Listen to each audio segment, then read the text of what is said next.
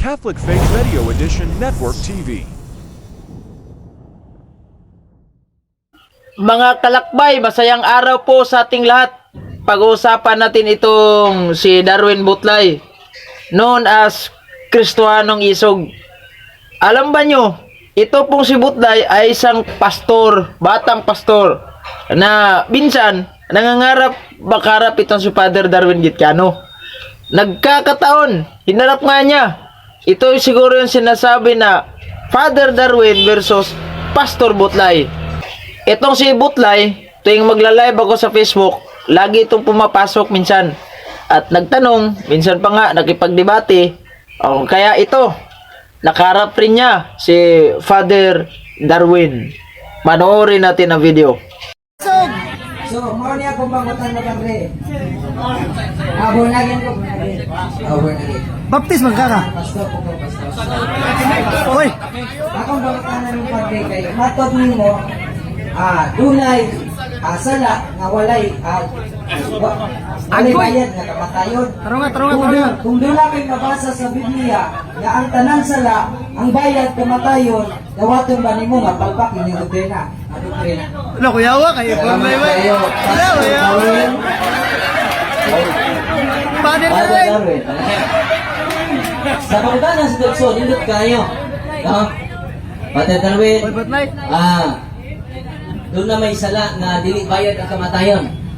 O niya, kung doon ako'y mabasa, nga, ang sala, ang kamatayon, tanang sala, bayad kamatayon. Ang tukod na to niya na, wala kumingon nga ang sala,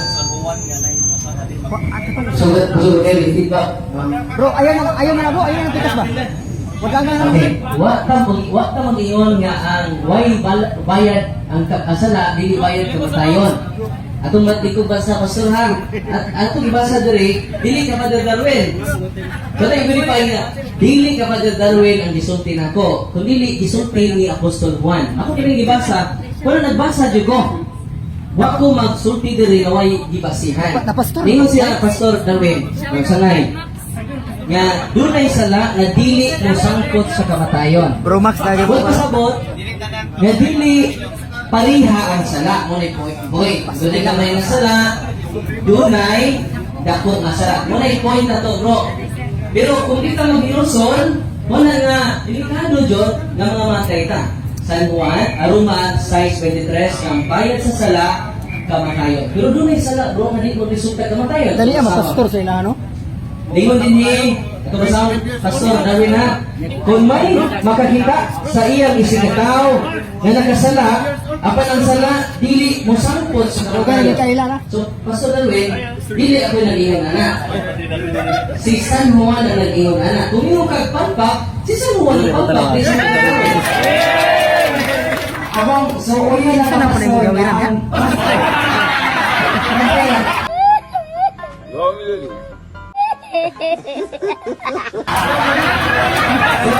Naratol!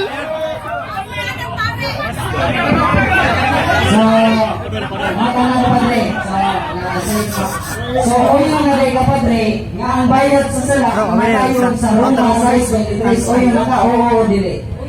Okay, kapag ka magutlog, yun na na mo ganina. Roma size 23.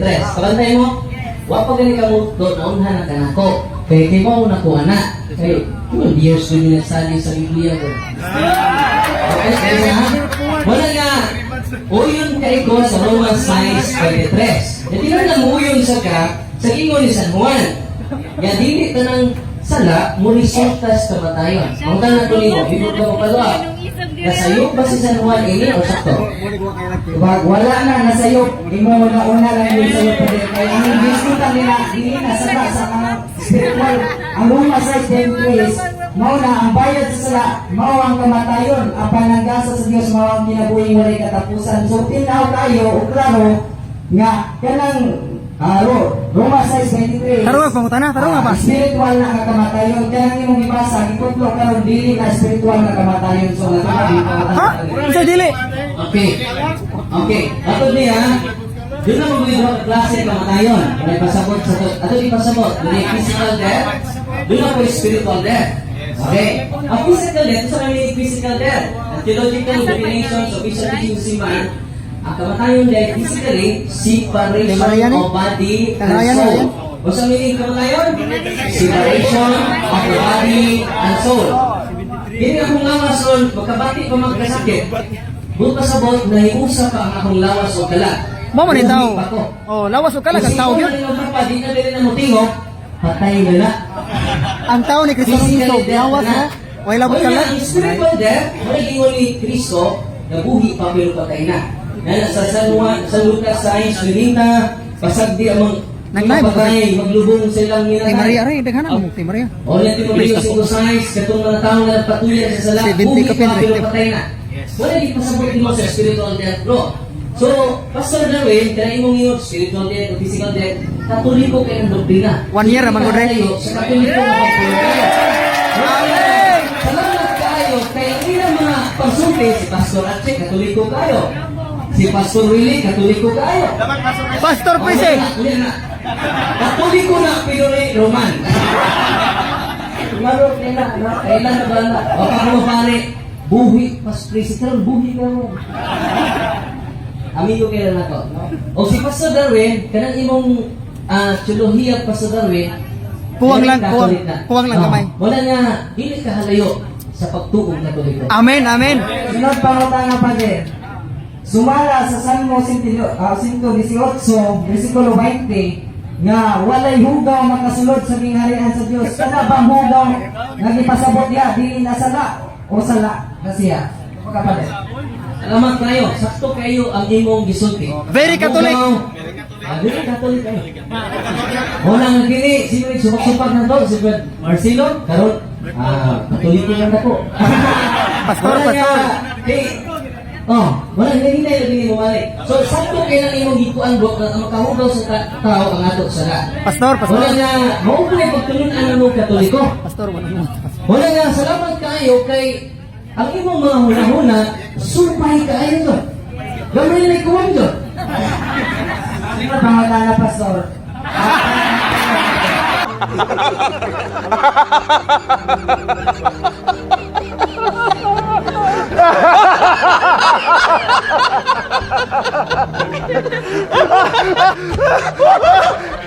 Crash, great.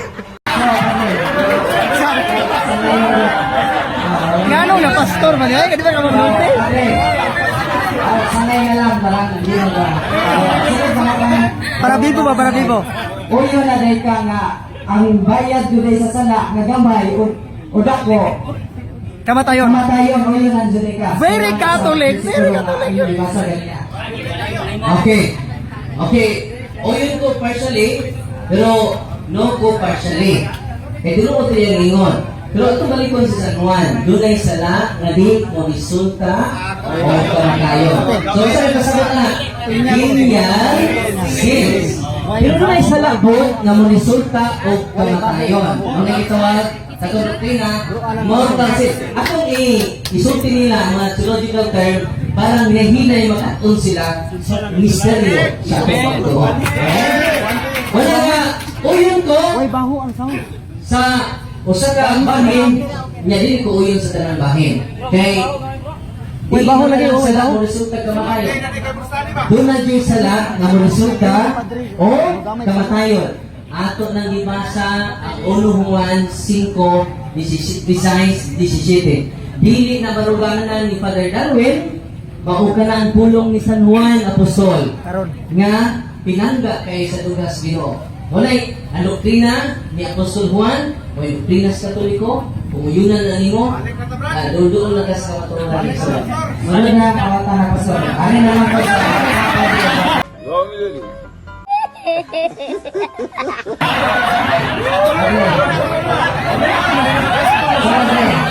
Sanay ko lang kayo. So, sunod pangutana ka sa ngayon, What? Presi what? Padre, ang maya ang pangutana, Padre.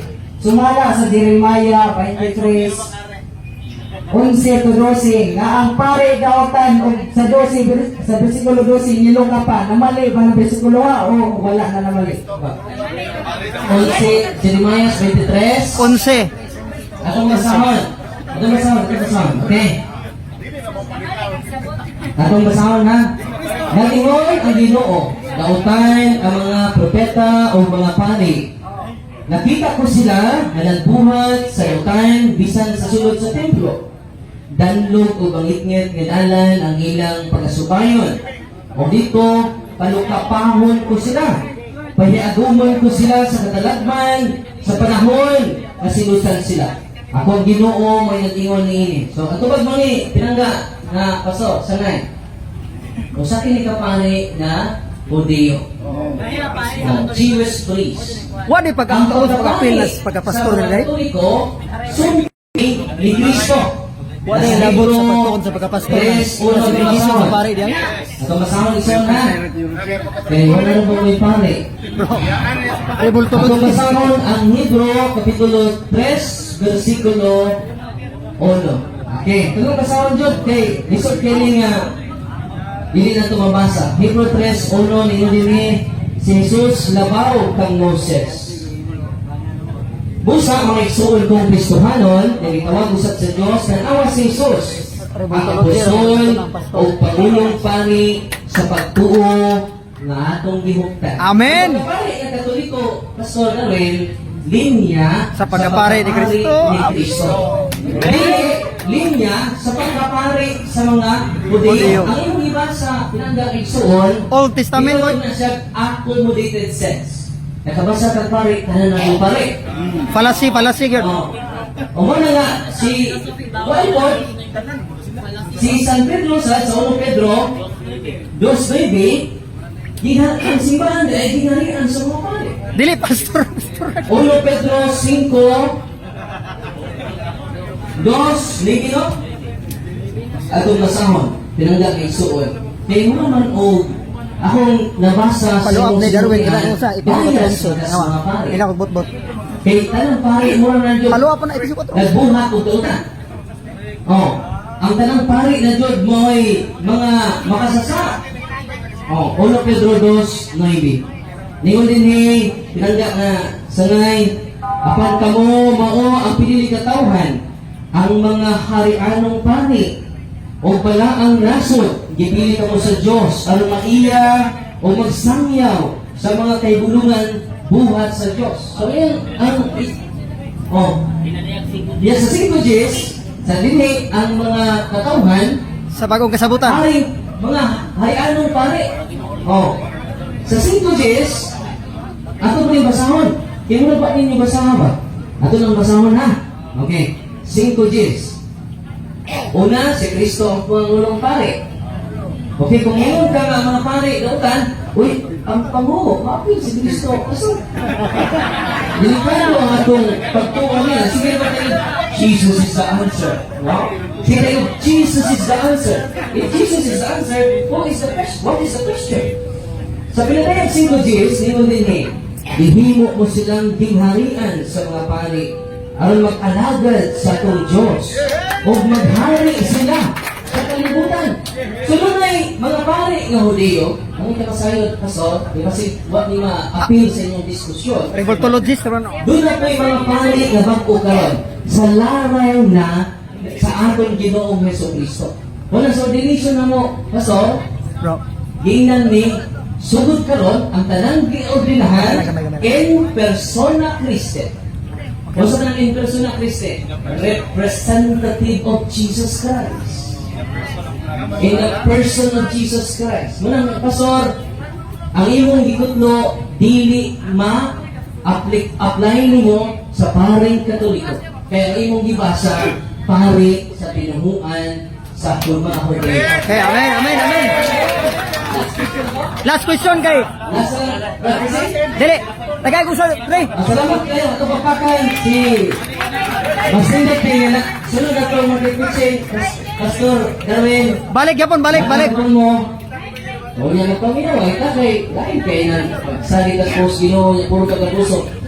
What? Oh, diba? Ano ba namang nakakatawa itong si Butlay?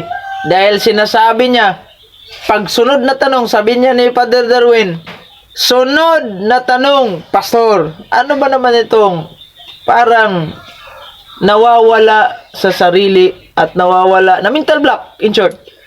kapag kaharap itong pare natin, ano? O, yan ang tandaan nyo. Nagiging katawa-tawa itong si Butlay. Ay, nako. Ay, nako, nakakatawa talaga itong si Butlay. Kaya na nga humusga. God bless!